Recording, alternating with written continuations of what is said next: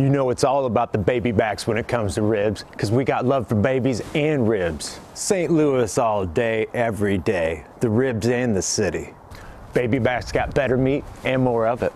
It's the same meat, from the same pig, from the same rib. And it's loin backs or back ribs. I don't even know what baby back's supposed to mean. Nobody knows what it means, but it gets the people going. We're talking about two things that make these different. That's it. I want my baby back, baby back, baby back. Maybe the dingo ate your baby.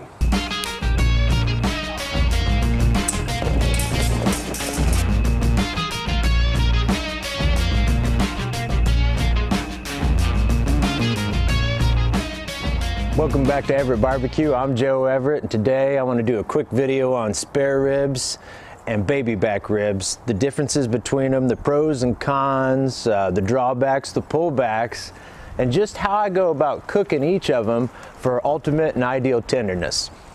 Okay, probably cooking 3 racks right now, but what makes the loin special is you only get one off of a pig, I believe, how it's cut, and the other half turns into the actual pork chop. So this is, again, why they call it the loin backs, but you've got that strip of loin on the top of the loin back ribs or baby back ribs that it's flat out gonna cook a little bit faster, and it really, ideally, wants to cook at a different temperature than ribs. Definitely when these cook out, this side that was closer to the spine will not pull back as much as where it's been cut and where it would meet ideally the other spares. And this is where you're gonna get a lot of your pullback off the babies. Even then, I think once you trim spares into St. Louis and get both sides exposed, you can get nice pullback on both sides, which to me is even more appealing. I'm turning these into St. Louis. I can't resist. Just can't resist. We'll of course throw these into the Dyna. Fortunately, this is nice and square on the end here. There's no shard of bone. I will square this up here, just so it cooks even. You can kind of feel where the rib tips start and leave the bone, right? Because they'll break off. There's these little stems here, and I want to just get above the rib tips. Feel your meat, and it'll kind of tell you where you want your desired cuts. I believe we're right about there. It's going to be my target line there that I can feel. Again, a good, I don't know, it's probably a broken record in all these videos.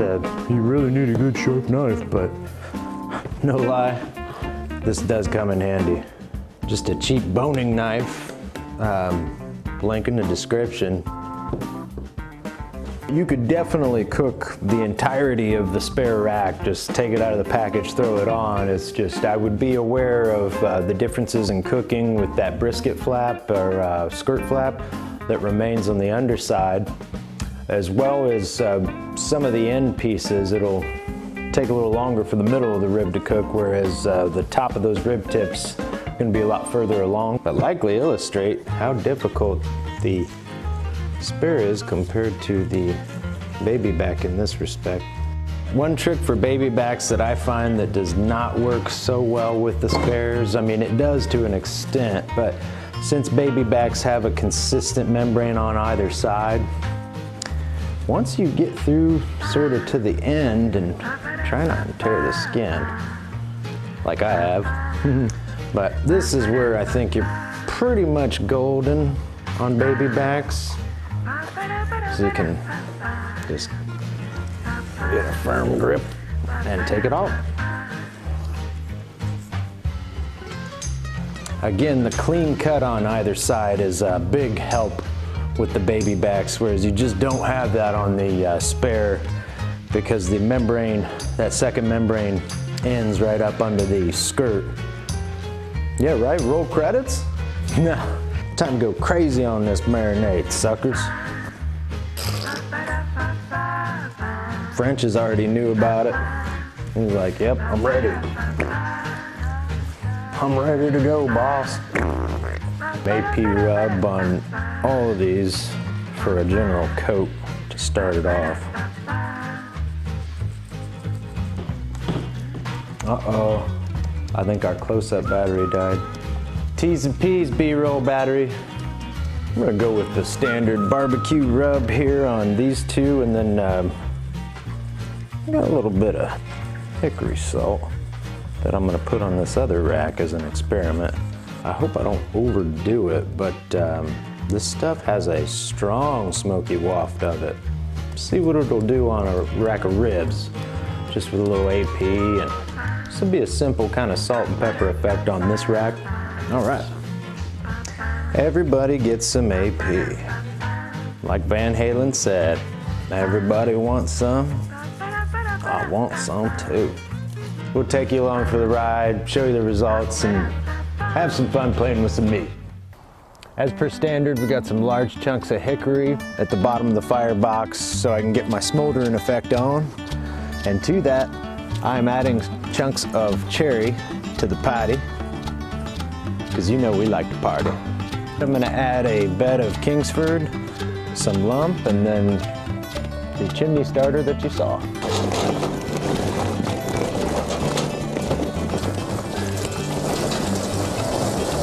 Coals are going on.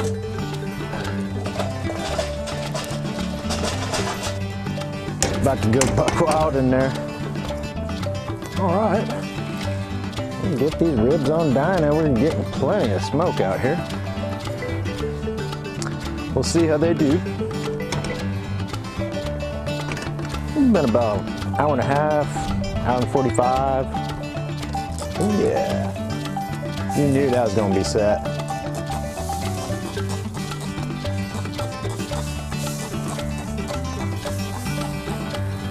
Pretty good pullback on all of those. Be ready to wrap in about 30 to 45 minutes, we'll see. Unfortunately, that rib rack took away a lot of the crust. I hate to see that kind of thing in my pan. Here's the spares. I know, spare me. But I think we did a pretty good job on those. Let's get busy with the knife. Don't really need to saw too much, even though old Bonesaw will find his way over here somewhere. Never fear, old Bonesaw's here. And there's what people love about those baby backs. Nice smoke ring and real meaty. This is an experimentation rack. I just did hickory, salt, and pepper. Have a look at that backside. Here's our results from the spare ribs. If it wasn't so greasy, it'd be a spinner. Well, we'll give the spares their due.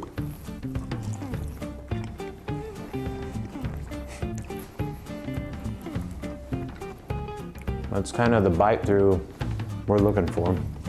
Guys, that's why I love spares.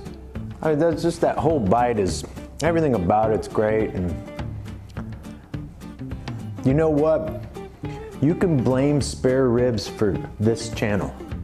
This channel, it's these guys' fault. Not me. Don't look at me. I'm not gonna give you any answers. You talk to these. I'm gonna talk to them right now. Take it up with them right now. When you cut spares into St. Louis like that, there's just no better bite. Well, that's a pretty good looking babyback rib, I think. Very nice smoke ring that Dyna was able to get on her. And then good backside, fair pullback. We'll see how overdone this loin section is. I'm not sure. It looks a mite dry, certainly on the top of it. That's why we put them face down in the wrap, and that's definitely why we wrap. I think you really need to put a wrap on baby backs. Well, we'll see if it paid off. Yeah, I tried to wrap it early, but as you can see right there, it's a little stiff. So having that fine balance That loin strip though, that's some tasty stuff, but I think Temps on Babybacks are much less forgiving.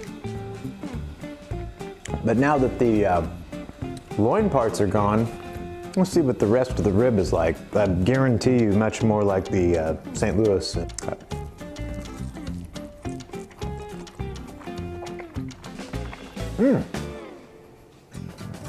That's just a really good eating babyback rib. But I approached the danger zone with where I was on the loin part of it. You really can't go wrong with spares or babybacks. I do believe babybacks are a lot less forgiving, whereas spares, you could leave them a little bit. You could take them early if you wanted. You could also cook spares and get away with it unwrapped, where babybacks, you would need to do some consistent spritzing or mopping or some sort of additional babying.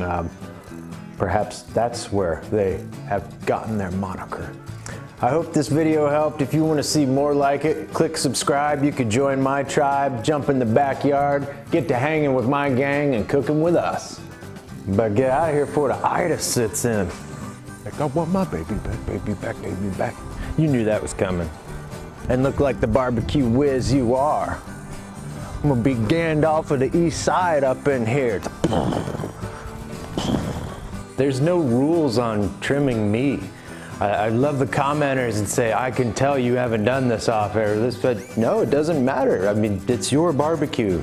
This is my yard. I live here. You don't. Guess who makes the rules, sucker? I hope you hear law enforcement on the East Side. We take crime and punishment, sir. Click subscribe. You can join my tribe. Jump. I said junk again. What you gonna do with all that junk? All that junk inside my tongue? I'm gonna get you drunk. Get you drunk up a lady hump. My lovely lady hump.